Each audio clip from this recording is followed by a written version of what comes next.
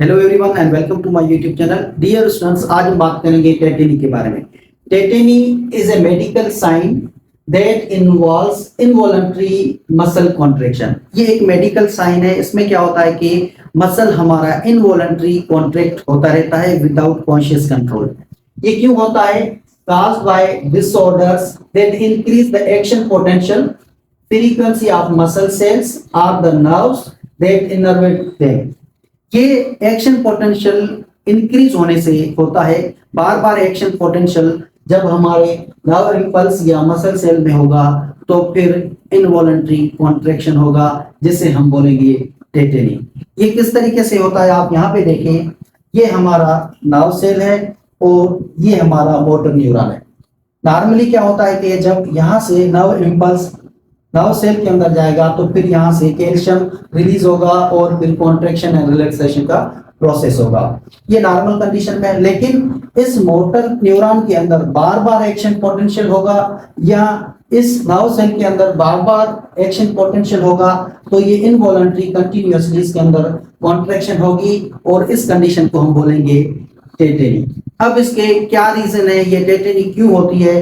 तो यहाँ पे आप देखें, due to the electrolyte imbalance. जब हमारी बॉडी के अंदर इलेक्ट्रोलाइट की इम्बैलेंस हो जाती है तो फिर ये टेटेनी होती है। मोस्टली एंड मोस्ट कॉमन जो होता है वो हाइपोकैलेसीमिया की वजह से होता है। हाइपोकैलेसीमिया का मकसद क्या है? लो लेवल ऑफ कैल्शियम। जब हमारी बॉडी के अंदर कैल्शियम की लेवल लो हो जाती है तो फिर टेटेनी होगा। किस तरीके से? अब ये मोटर न्यूरॉन है, ये नॉर्मली यहाँ से नर्व इंपल्स नर्व सेल की तरफ लेके आएगा और नॉर्मली कॉन्ट्रैक्शन होती है। जब हमारी बॉडी के अंदर कैल्शियम की कमी होगी तो फिर ये नॉर्मल फंक्शन नहीं करेगा। इसके अंदर बार बार एक्शन पोटेंशियल होगा और ये बार बार नर्व इंपल्स कॉन्ट्रैक्शन होंगे विदाउट कॉन्शियस कंट्रोल। तो इसकी वजह से टेटेनी होता है। तो मोस्ट कॉमन काज है hypocalcaemia, low level of calcium in our body. उसके बाद दूसरे भी रीजन है, जैसे hypomagnesaemia, low level of magnesium. इसकी वजह से भी होगा क्योंकि ये भी मोटर न्यूरॉन और इनके डिफरेंट फंक्शन कराने में हेल्प करता है। इस तरीके से hypokalemia, low level of potassium, potassium की अगर लेवल लो हो जाती है तो भी टेटेनी होने के चांसेस होते हैं। और मेटाबॉलिक अल्केलोसिस, इसमें क्या होता है?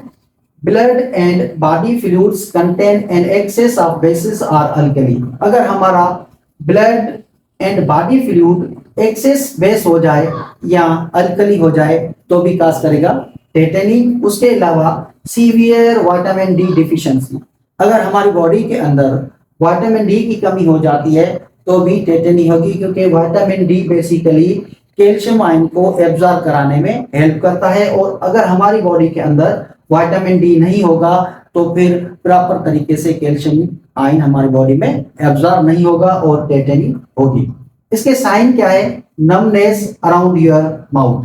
नमनेस का मकसद है फीलिंगलेस। आप यहाँ पे टच करोगे लेकिन आपको कोई भी फीलिंग नहीं होगी, कोई भी सेंस आपको फील नहीं होगा, तो उसे हम बोलते हैं नमनेस।